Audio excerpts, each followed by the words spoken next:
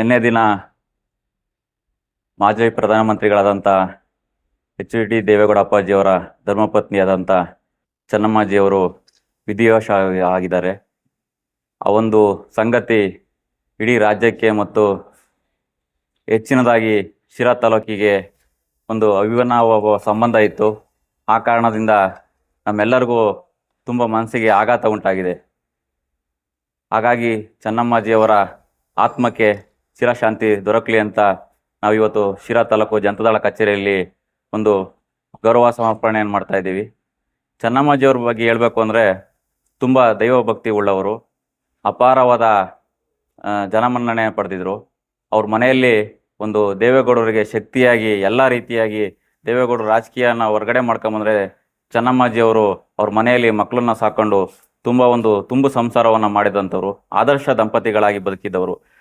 ಅವ್ರ ಚೆನ್ನಮ್ಮಾಜಿಯವ್ರ ಒಂದು ವಿಶೇಷ ಗುಣ ಅಂದರೆ ಅವ್ರ ಮನೆಗೆ ಯಾರೇ ಹೋದ್ರೂ ಸಮೇತನ ದೇವೇಗೌಡರು ಬೆಡ್ರೂಮಿಂದ ನಾವು ಮಾತಾಡ್ಸ್ಕೊಂಡು ಕೆಳಗಡೆ ಇಳಿದು ಬಂದರೆ ಅವ್ರ ಪ್ರಸಾದ ಕೊಟ್ಟು ಊಟ ಮಾಡ್ಕೊಂಡು ಹೋಗ್ರಿ ಅಂತ ಹೇಳ್ದಿಲ್ಲದ ದಿನನೇ ಇಲ್ಲ, ನಾವು ಅಂಥ ಸಂದರ್ಭ ಕಂಡೇ ಇಲ್ಲ. ಹಾಗಾಗಿ ತುಂಬ ದೈವಭಕ್ತಿ ಉಳ್ಳಂಥವ್ರು. ಈ ದುಃಖವನ್ನು ಭರಿಸುವಂಥ ಆ ಶಕ್ತಿಯನ್ನು ಆ ತಾಯಿ ಚಾಮುಂಡೇಶ್ವರಿ ಮತ್ತು ಅವ್ರು ನಂಬಿದಂಥ ಶಿವ ಅವ್ರ ಕುಟುಂಬಕ್ಕೆ ಕರುಣಿಸಲಿ ಅಂತ ನಾನು ಈ ಸಂದರ್ಭದಲ್ಲಿ ಪ್ರಾರ್ಥನೆಯನ್ನು ಮಾಡ್ತೀನಿ. ದೇವೇಗೌಡ ಅಪ್ಪಾಜಿಯವ್ರಿಗೂ ಸತ್ಯನಾರಾಯಣ ಸಾಹೇಬ್ರಿಗೂ ಎಂಥ ಸಂಬಂಧ ಇತ್ತು ಅಂದರೆ, ನಮ್ಮ ತಂದೆಯವ್ರ ಮರಣವಾದ ದಿನ ನೋಡಿದ್ರೆ ಅದು ನಮ್ಗೆ ನೆನಪಿಗೆ ಬರ್ತೈತೆ. ಯಾಕೆಂದರೆ ಯಾವುದೇ ರಾಜಕಾರಣಿಗಳು ಒಬ್ಬ ಮಾಜಿ ಪ್ರಧಾನಮಂತ್ರಿಯಾದ ಹುದ್ದೆಯಲ್ಲಿ ಅಲಂಕಾರ ಮಾಡಿದಂಥವ್ರು, ಒಬ್ಬ ಶಾಸಕ ಅವ್ರ ಕೈ ಕೆಳಗಡೆ ಕೆಲಸ ಮಾಡಿದಂಥ ವ್ಯಕ್ತಿ ಮರಣ ಹೊಂದಿದಾಗ ಇಡೀ ದಿನ ಬೆಳಗ್ಗೆಯಿಂದ ಸಂಜೆವರೆಗೂ ಇಡೀ ಕುಟುಂಬದವರು ಮಣ್ಣು ಮಾಡಿ ಮನೆಗೆ ಹೋಗೋವರೆಗೂ ಸಮೇತನೂ ನಮ್ಮ ಜೊತೆ ಇದ್ದು ಕೈ ಜೋಡಿಸಿದ್ದಾರೆ. ಆ ಒಂದು ಸಂಬಂಧವನ್ನು ನಾವು ಯಾವತ್ತೂ ಮರೆಯೋಕ್ಕಾಗಲ್ಲ. ಆ ಕುಟುಂಬಕ್ಕೆ ಚಿರಋಣಿಯಾಗಿರ್ತೀನಿ ಅಂತ ಈ ಸಂದರ್ಭದಲ್ಲಿ ಹೇಳ್ತೀನಿ. ನಿನ್ನೆ ದಿನ ಏನು ನಮ್ಮ ದೇಶದ ಮಾಜಿ ಪ್ರಧಾನಮಂತ್ರಿಗಳು, ರೈತರ ನಾಯಕರು ಆಗಿದ್ದಂಥ ದೇವೇಗೌಡ ಅಪ್ಪಾಜಿಯವರ ಶ್ರೀಮತಿಯವರು ಚೆನ್ನಮ್ಮಾಜಿಯವರು ದೈವಾಧೀನರಾದ ಸುದ್ದಿ ಕೇಳಿ ಬಹಳ ದುಃಖ ಆಯಿತು. ಯಾಕಂತಂದರೆ ಸುಮಾರು ಬಾರಿ ನಾನು ಸಹ ಅವ್ರ ಮನೆಗೆ ಹೋದಾಗ ದೇವೇಗೌಡ ಅಪ್ಪಾಜಿಯವ್ರನ್ನ ಮಾತನಾಡಿಸ್ಕೊಂಡು ಕೆಳಗಡೆ ಬಂದಾಗ ನಿತ್ಯ ಯಾವಾಗಲೂ ಸಹ ಪೂಜಾ ಕಾರ್ಯಗಳಲ್ಲಿ ತೊಡಗಿರ್ತಾಯಿದ್ರು. ಹೋದವರಿಗೆ ಪ್ರಸಾದ ಕಾರ್ಯಗಳನ್ನು ಕೊಟ್ಟು ಕಳಿಸುವಂಥ ಒಂದು ದೊಡ್ಡ ಗುಣ ಆಯಿತು. ಅವ್ರ ಮನೆಯಲ್ಲಿ ಎಷ್ಟು ಚೆನ್ನಾಗಿ ಮಕ್ಕಳನ್ನು ಬೆಳೆಸಿದ್ದಾರೆ ಅನ್ನೋದಕ್ಕೆ ಇವತ್ತು ಅವರು ನಿದರ್ಶನ. ಡಾಕ್ಟ್ರುಗಳಿರ್ಬೋದು, ರಾಜಕಾರಣಿಗಳಿರ್ಬೋದು, ತುಂಬು ಸಂಸಾರವನ್ನು ನಡೆಸಿದಂಥ ಕೀರ್ತಿ ಅವ್ರಿಗಿದೆ.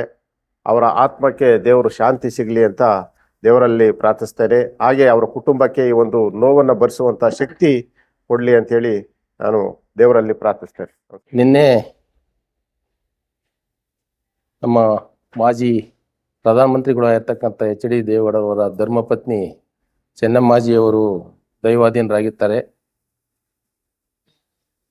ಆ ದೈವಾಧೀನರಾಗಿರತಕ್ಕಂಥ ಸಂದರ್ಭದಲ್ಲಿ ಇಡೀ ತಾಲೂಕಿನ ನಮ್ಮ JDS ಕಾರ್ಯಕರ್ತ ಬಂಧುಗಳು ಮತ್ತು ಹಿತೈಷಿಗಳು ಇವತ್ತು ಒಂದು ಪುಷ್ಪ ನಮನವನ್ನು ಏರ್ಪಾಡು ಮಾಡಿದ್ದಾರೆ. ನಾವು ಹೇಳೋದಾದ್ರೂ ಇಷ್ಟೇ, ಈ ರಾಜ್ಯದಲ್ಲಿ ಆಗಲಿ ಈ ದೇಶದಲ್ಲಿ ಆಗಿರ್ತಕ್ಕಂಥ ಇರ್ತಕ್ಕಂಥ ಈ ಯುವ ಪೀಳಿಗೆ ಹೆಣ್ಣು ಮಕ್ಕಳಿಗೆ ಸಂಸಾರಗಳನ್ನ ನಡೆಸ್ತಕ್ಕಂಥ ಯಾವ ರೀತಿ ನಡೆಸಬೇಕು ಅನ್ನೋದನ್ನ ಒಂದು ಮಾರ್ಗದರ್ಶನವನ್ನು ಹಾಕಿಕೊಟ್ಟ, ಬುನಾದಿಯನ್ನು ಹಾಕಿಕೊಟ್ಟಿರ್ತಕ್ಕಂಥ ತಾಯಿ ಇಡೀ ದೇಶಕ್ಕೆ ಮಾದರಿಯಾಗಿದ್ದಾರೆ.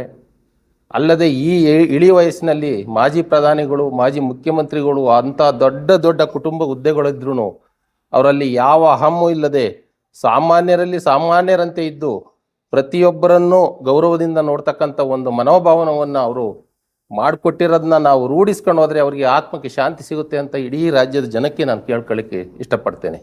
ಮತ್ತು ಒಟ್ಟು ಕುಟುಂಬಗಳು ಯಾವ ರೀತಿ ಇರಬೇಕು, ಆ ಒಟ್ಟು ಕುಟುಂಬದಲ್ಲಿ ನಡೆಸ್ತಕ್ಕಂಥವ್ರು ಯಾವ ರೀತಿ ಇರಬೇಕು ಅನ್ನೋದನ್ನ ಅವರು ಒಂದು ತಳಪಾಯವನ್ನು ಹಾಕ್ಕೊಟ್ಟು ಹೋಗಿದ್ದಾರೆ.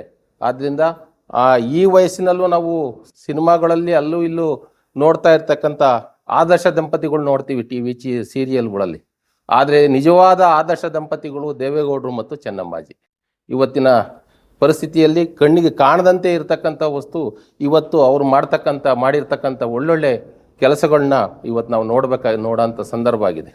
ಆದ್ದರಿಂದ ಆ ತಾಯಿಗೆ ಆತ್ಮಕ್ಕೆ ಶಾಂತಿ ಸಿಗಲಿ ಮತ್ತು ಅವರನ್ನು ಅತಿಯಾಗಿ ಪ್ರೀತಿಸಿ ಗೌರವಿಸ್ತಕ್ಕಂಥ ಮಾಜಿ ಪ್ರಧಾನಿಗಳಿಗೆ ಆ ಧೈರ್ಯವನ್ನು ಕೊಡಲಿ ದೇವರು ಅಂತ ಕೇಳ್ಕೊಳ್ತಾ ಎಲ್ಲರಿಗೂ ಆ ಶಕ್ತಿ ಕೊಡಲಿ ಅಂತ ಹೇಳ್ತಾ ನಾನು 2 ಮಾತನ್ನು ಮುಗಿಸ್ತೀನಿ. ನಮ್ಮ ದೇಶದ ಮಾಜಿ ಪ್ರಧಾನಿಗಳು, ದೇಶದ ಮಣ್ಣಿನ ಮಗ ಎಚ್.ಡಿ. ದೇವೇಗೌಡ ಅವರ ಧರ್ಮಪತ್ನಿಯಾದಂಥ ಶ್ರೀಮತಿ ಚೆನ್ನಮ್ಮಾಜಿ ಅವರು ದೈವಾನಾಥರಾದ ಸುದ್ದಿ ತಿಳಿದು ನಮಗೆ ಬಹಳ ನೋವಾಯಿತು. ಇದಕ್ಕಾಗಿ ಅವ್ರಿಗೆ ಆತ್ಮಕ್ಕೆ ಶಾಂತಿ ದೊರಕಬೇಕು, ಅವ್ರ ಕುಟುಂಬಕ್ಕೆ ಆ ಒಂದು ದುಃಖವನ್ನು ಭರಿಸುವಂಥ ಶಕ್ತಿ ನೀಡಲಿ.